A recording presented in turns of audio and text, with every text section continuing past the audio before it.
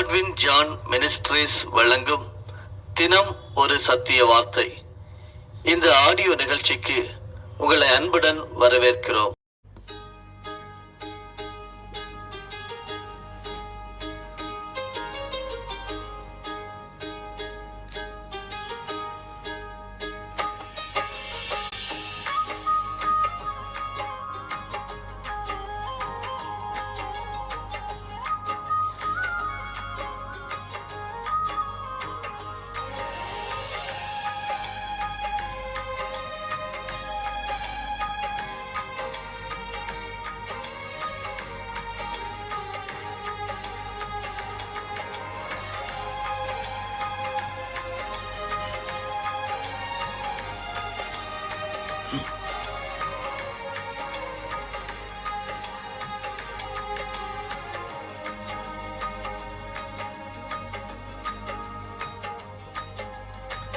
சிறகுகளின் நிழல்தனிலே நான் நம்பி இளைப்பாறுவேன்.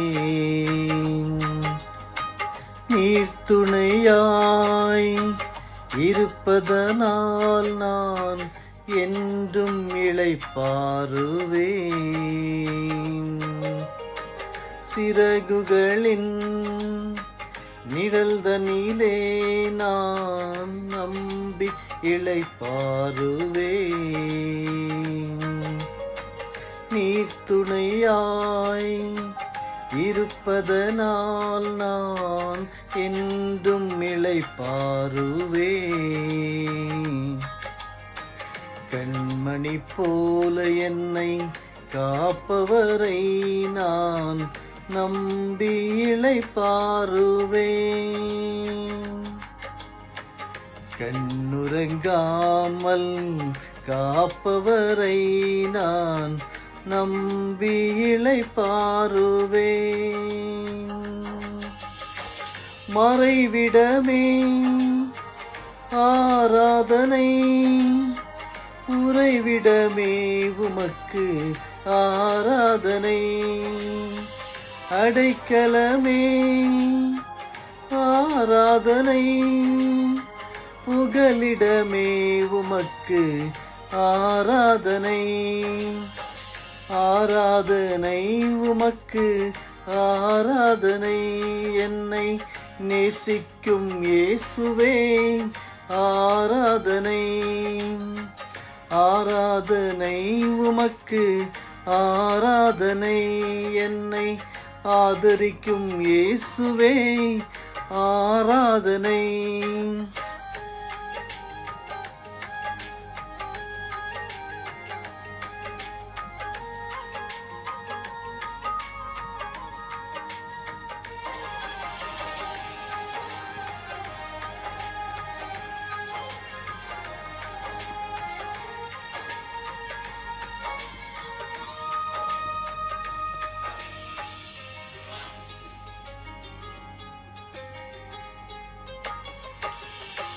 பக்கத்தில் 1000 பேர் விழுந்தாலும் என்னை அணுகாமல் காப்பவரே.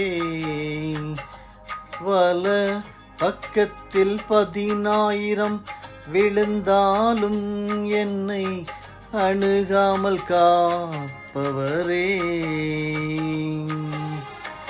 பக்கத்தில் Praise the Lord. நம்முடைய கர்த்தராகிய இயேசு கிறிஸ்துவின் பிதாவாகிய தேவனுக்கு ஸ்தோத்திரம் உண்டாவதாக.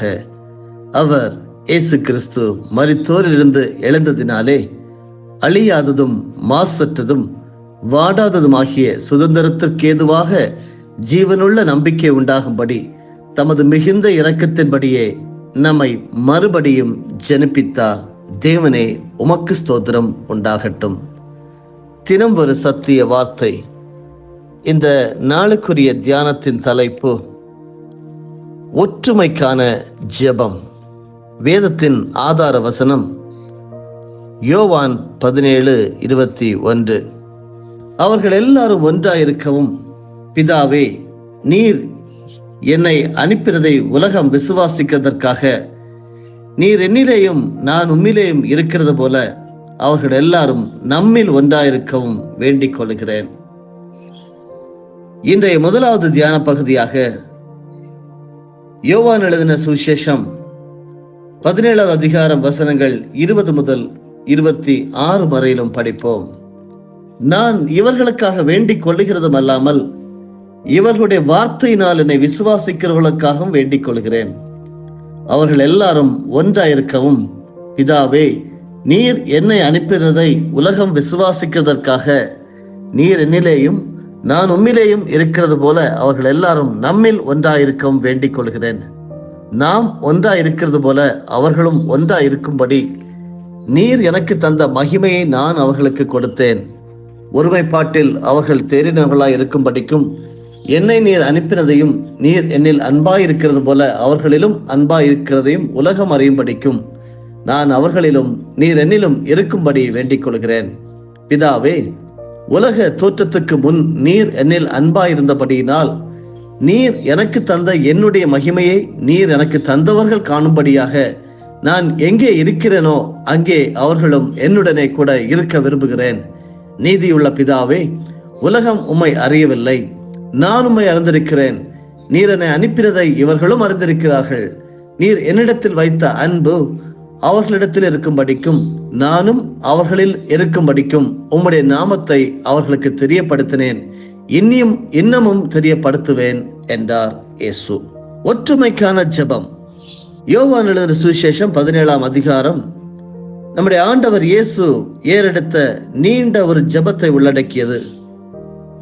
இந்த ஜெபத்தில் இயேசு கிறிஸ்து ஒற்றுமைக்காக ஜெபிக்கிறது சிறப்புக்குரியதாக நாம் பார்க்கிறோம்.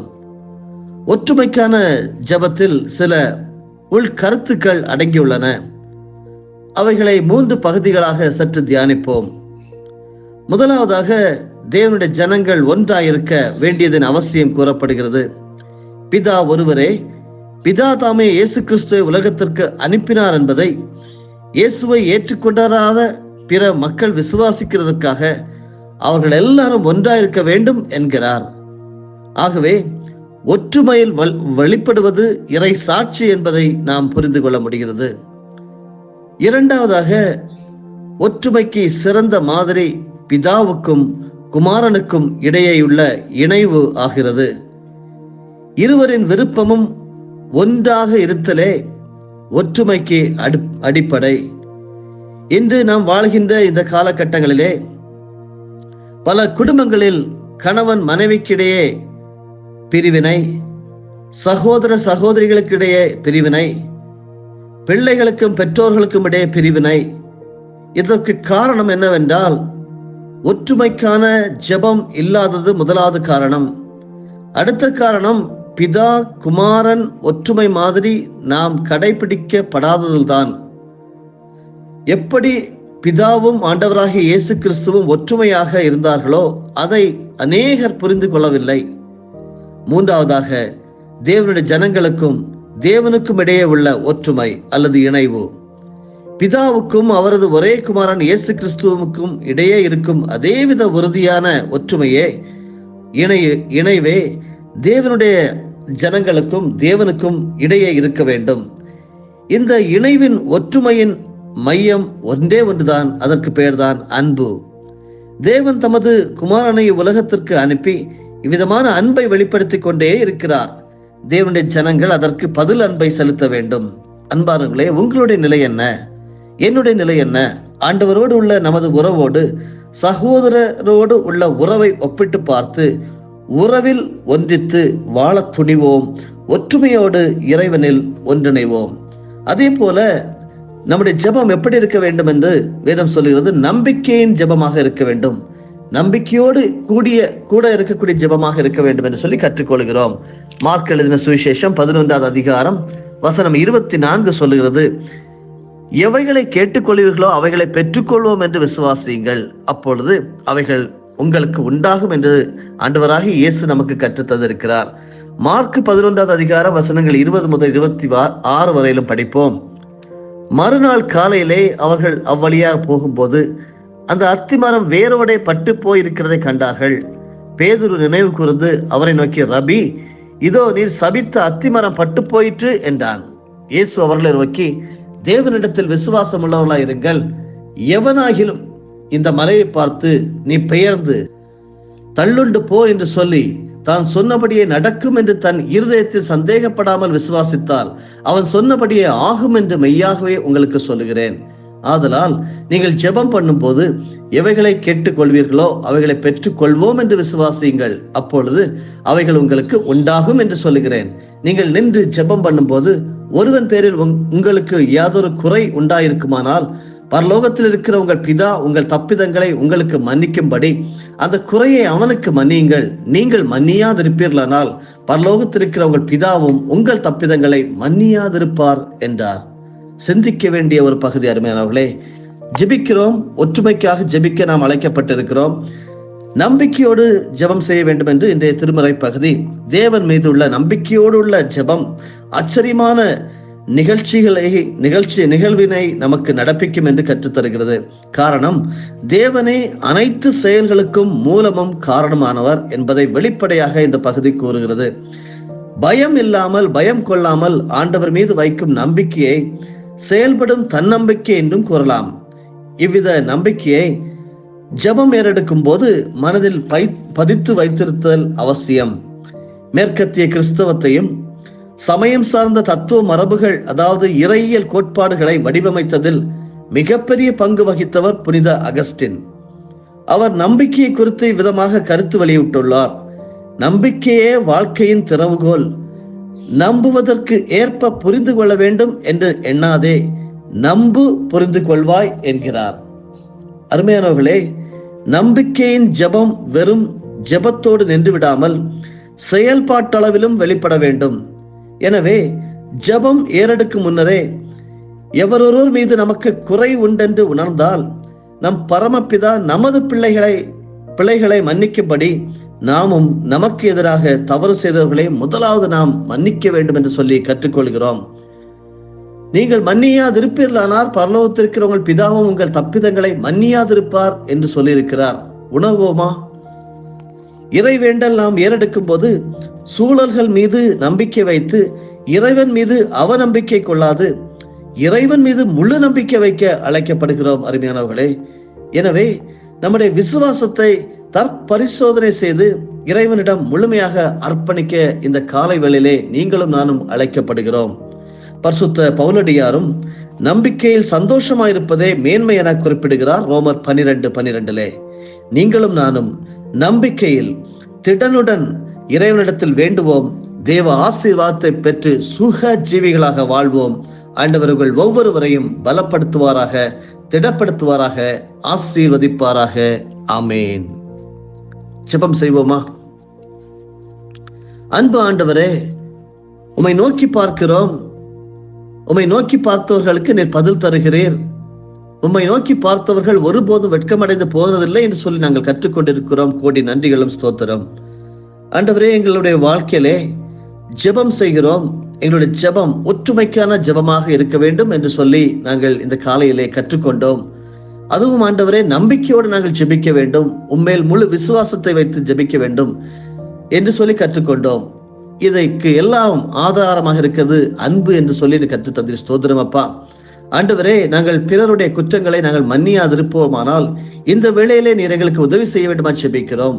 என்னோடு இணைந்து ஜெபித்துக் கொண்டிருக்கின்ற ஒவ்வொரு பரிசுத்தவான்களும் நாங்கள் இப்பொழுது எங்களுக்கு விரோதமாக குற்றம் செய்த சகோதரர்களை, சகோதரிகளை, சபைகளை, விசுவாசிகளை நாங்கள் மன்னிக்கிறோம் என்று ஒரு தீர்மானம் எடுத்தார்களானால் அவருடைய தீர்மானங்களை நீர் ஆண்டவரை அங்கீகரிக்க வேண்டுமா ஜெபிக்கிறோம்.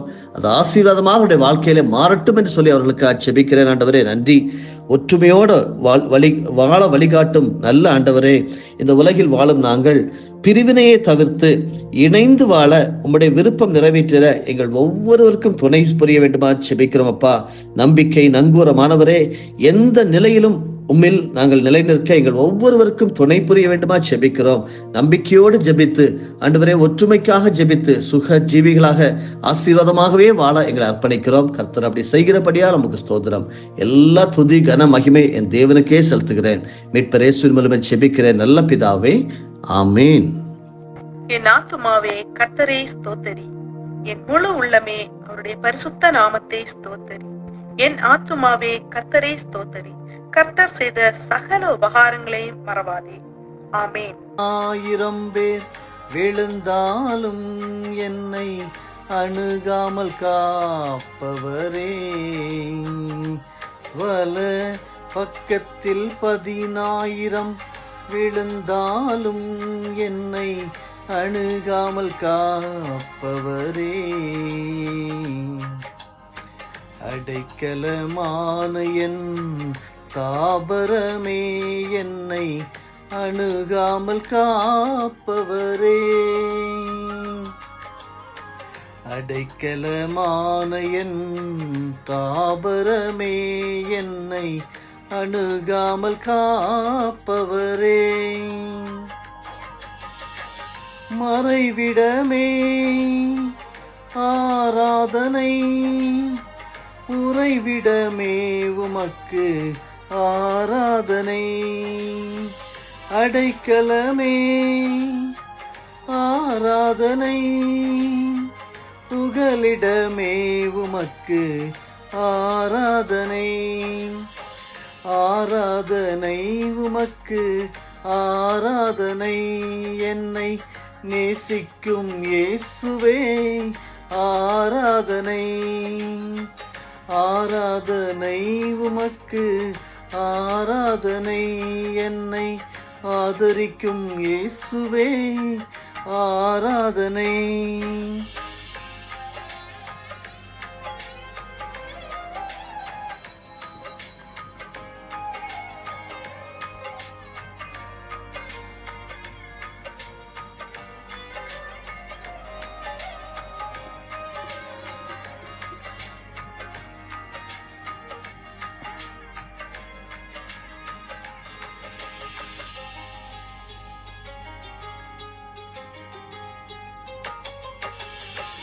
இச்சகம் பேசிடும் நாவுகள் முன்னிலே என்னை காப்பவரே,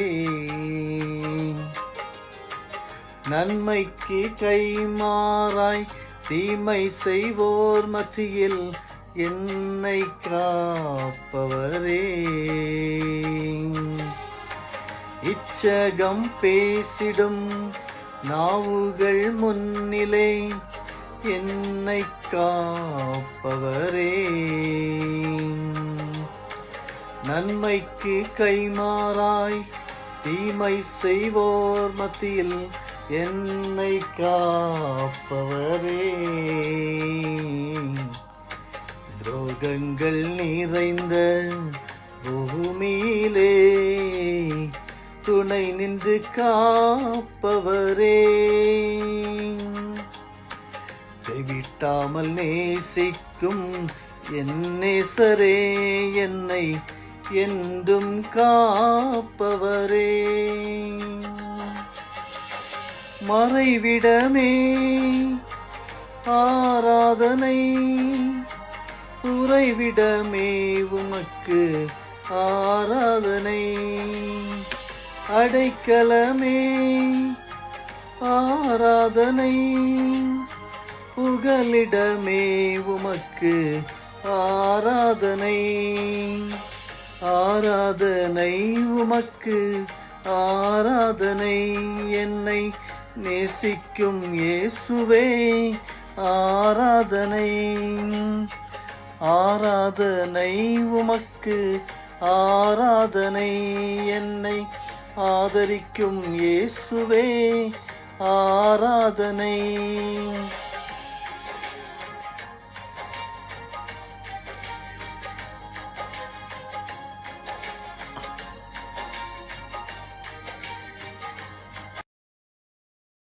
நம்முடைய ஆண்டவராகிய இயேசு கிறிஸ்துவின் மூலமாக உங்களை நாங்கள் மனமாற ஆசீர்வதிக்கிறோம்.